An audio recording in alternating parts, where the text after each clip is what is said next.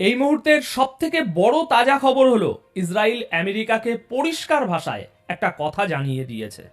বস, এবার আর কোনো ছোটখাটো চড় থাপ্পড় নয়, এবার আমরা সোজা গলা টিপে ধরতে চাই। প্রিয় দর্শক, মূল আলোচনায় ঢোকার আগে আজকের ব্রেকিং হেডলাইনগুলো একটু দেখে নেওয়া যাক, যা পুরো ভিডিওর গতিপথ ঠিক করে দেবে।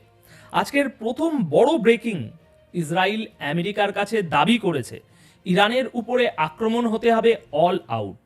মানে গতকাল ইরান যে ঘোষণা দিয়েছিল যে তাদের উপরে ছোট বড় মাঝারি যেমনই হামলা হোক না কেন, কোনো হামলা হলে সেটাকে তারা সর্বাত্মক যুদ্ধ বা অল আউট ওয়ার ঘোষণা করবে, তো তারই জবাবে আজ ইসরায়েল বলছে আক্রমণ হতে হবে অল আউট। কোনো মিলিটারি বেস নয়, এবার টার্গেট হবে ইরানের সরকার চালানোর মূল মেরুদণ্ড। দ্বিতীয় খবর, যুদ্ধের প্রস্তুতির চরম ইঙ্গিত। ইরান আগামী 3 মাসের জন্য তাদের আকাশের সমস্ত ড্রোন এবং প্রাইভেট বিমানের ওড়াউড়ি নিষিদ্ধ ঘোষণা করেছে। তৃতীয় এবং অত্যন্ত গুরুত্বপূর্ণ বিষয়, একটা নতুন থিওরি সামনে এসেছে, দ্য গ্রেট ব্লকেট। আমেরিকা কি মিসাইল না মেরে ইরানকে ভাতে মারার পরিকল্পনা করছে? আর সেটা হলে ইরান কি চুপ করে বসে থাকবে? চলুন শুরু করা যাক। সবার আগে আসি ইসরায়েলের চ্যানেল 13-এর সেই বিস্ফোরক রিপোর্ট নিয়ে। দেখুন, ডিপ্লোম্যাসিতে সাধারণত দেশগুলো বলে এক আর করে আর এক, কিন্তু ইসরায়েলি মিলিটারি অফিসিয়ালরা এবার রাগঢাক না রেখেই ওয়াশিংটনকে একটা প্রস্তাব, না ভুল বললাম, একটা দাবি জানিয়েছে। তারা বলছে ইরানে যদি স্ট্রাইক করতেই হয় তবে সেটা যেন লিমিটেড না হয়। এতদিন আমরা কি দেখেছি? একটা রাডার স্টেশনে হামলা কিংবা কোনো একটা ছোট মিসাইল ফ্যাক্টরিতে আগুন। ইসরায়েল বলছে এনাফ ইজ এনাফ। তারা চাইছে ইরানের শাসন ব্যবস্থার মূল প্রতিষ্ঠানগুলোকে গুড়িয়ে দিতে। মানে সোজা কথায়, ইরানের যে অবকাঠামো পুরো রাষ্ট্রযন্ত্রটাকে চালিয়ে রেখেছে সেটার মেরুদণ্ড ভেঙে দেওয়াই এখন ইসরায়েলের প্রধান লক্ষ্য। এখন প্রশ্ন হলো, ইসরায়েল কেন এত ডেসপারেট? দেখুন, ইসরায়েলের ভেতর থেকে নেতানিয়াহুর উপর একটা বিশাল চাপ সৃষ্টি করা হচ্ছে। তারা বলছে যদি পরিস্থিতি বিগড়ে যায় তবে ইরানের উপরে চাপ যেন আংশিক না হয়। তারা চাইছে ধ্বংসযজ্ঞ, ব্যাপক হামলা এবং সর্বোচ্চ পর্যায়ের নিষেধাজ্ঞা। মানে সাপকে আঘাত করলে সাপ যেমন ফনা তোলে, সেটা না করে সাপের মাথাটাই নামিয়ে ফেলার পরিকল্পনা। কিন্তু আমেরিকা কি এই পরামর্শ মানবে? আমেরিকা কি এই মুহূর্তে এত বড় ঝুঁকি নেবে? দেখুন, আমেরিকা খুব ভালো করেই জানে যদি ইরানের ইনফ্রাস্ট্রাকচারে হাত দেয়া হয় তবে ইরান বসে বসে তামাশা দেখবে না, তারাও পাল্টা মারবে। এবং সেই মারটা ইসরায়েলের সহ্য করার ক্ষমতা আছে কিনা তা নিয়ে খোদ পেন্টাগনেই সন্দেহ আছে। কিন্তু ইসরায়েলের এই অল আউট অ্যাটাকের জিদ যদি আমেরিকা মেনে নেয় তবে ধরে নিন আমরা তৃতীয় বিশ্বযুদ্ধের ট্রেলার দেখতে শুরু করে দিয়েছি। এবার আসুন দ্বিতীয় পয়েন্টে, একটা ইন্টারেস্টিং স্ট্র্যাটেজিক পয়েন্ট নিয়ে আলোচনা করি। যুদ্ধের মানেই কি শুধু বোমাবাজি? না, আধুনিক যুদ্ধ অনেক বেশি অর্থনৈতিক। ইসরায়েলি বিখ্যাত পত্রিকা দ্য জেরুজালেম পোস্টে একটা বিশ্লেষণ ছাপা হয়েছে। সেখানে এক্সপার্টরা বলছেন আমেরিকা হয়তো ইরানের উপর সরাসরি কাইনেটিক অ্যাটাক বা মিসাইল হামলা নাও করতে পারে, তার বদলে তারা বেছে নিতে পারে নেভেল ব্লকেট। আচ্ছা, জিনিসটা সহজ করে বোঝাই। ধরুন আমেরিকা তাদের বিশাল নৌবহর দিয়ে ইরানের সমুদ্রপথ ঘিরে ফেলল। ইরানের কোনো তেলবাহী জাহাজ বের হতে পারবে না, আর বাইরে থেকে কোনো পণ্যবাহী জাহাজ ইরানে ঢুকতে পারবে না। একে বলে অবরোধ। এর ফলে কি হবে?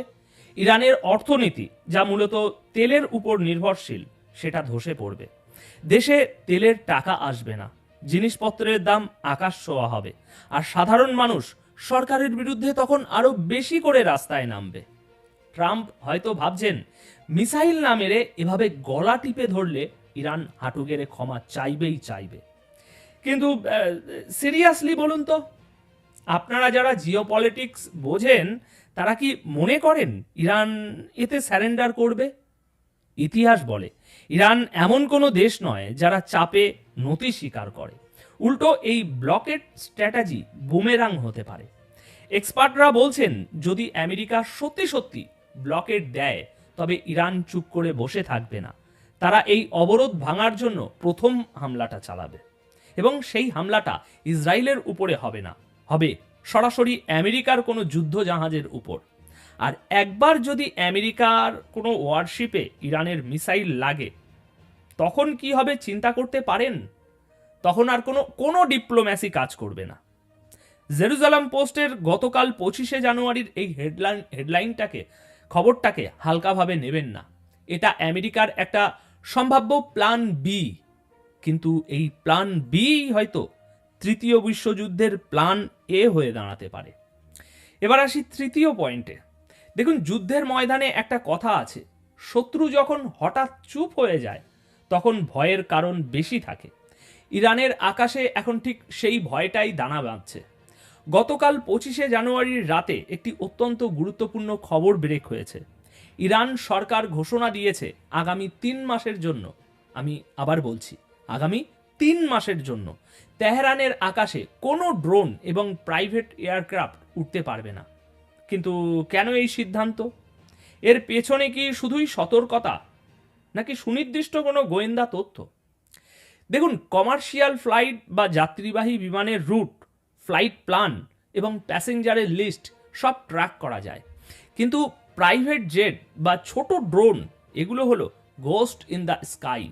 ইরান ভয় পাচ্ছে এই ছোট ছোট প্রাইভেট বিমানের ছদ্মবেশে বা ড্রোনের মাধ্যমে ইসরায়েলি বা আমেরিকান গুপ্তচররা দেশের ভিতরে ঢুকে পড়তে পারে, অথবা প্রাইভেট জেটের আড়ালে কোনো সামরিক বিমান এসে গুরুত্বপূর্ণ স্থাপনায় বোমা ফেলে যেতে পারে।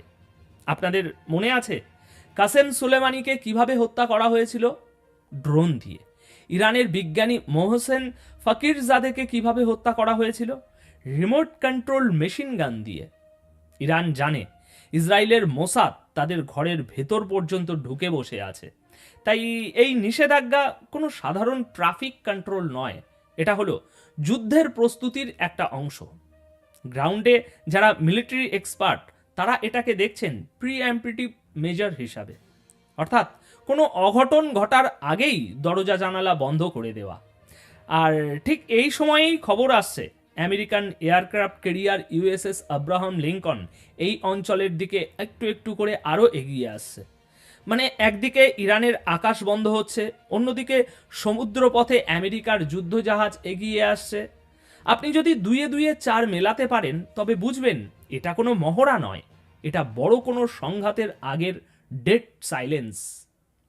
ইরান পরিষ্কার বার্তা দিচ্ছে, আমরা জানি তোমরা আসছো, আর আমরাও প্রস্তুত। যদি কোনো অচেনা বিমান বা ড্রোন এই সময়ে ওড়ে আমাদের এলাকার মধ্যে, সেটাকে কোনো ওয়ার্নিং ছাড়াই গুলি করে নামানো হবে, এবং ইরান তখন বলবে আমরা তো আগেই বলেছিলাম। এদিকে আরও একটা খবর আসছে, ইরানের সুপ্রিম লিডার আয়াতুল্লাহ খামেনির বিরুদ্ধে এখন বড়সড় অভিযোগ উঠেছে। অভিযোগটা হলো তিনি নাকি গত 9ই জানুয়ারি সুপ্রিম ন্যাশনাল সিকিউরিটি কাউন্সিলের মিটিংয়ে নির্দেশ দিয়েছেন যে কোনো মূল্যে বিক্ষোভকারীদের পিষে ফেলো, crush the protesters by any means necessary. বলা হচ্ছে তিনি নাকি বলেছেন যত জুলুমি করতে হোক, যত প্রেসারই দিতে হোক, এই প্রোটেস্ট থামাতেই হবে। এখন এই তথ্যের দুটো দিক আছে। একদিকে পশ্চিমা মিডিয়া এবং ইসরায়েল এটাকে একেবারে লুফে নিয়েছে।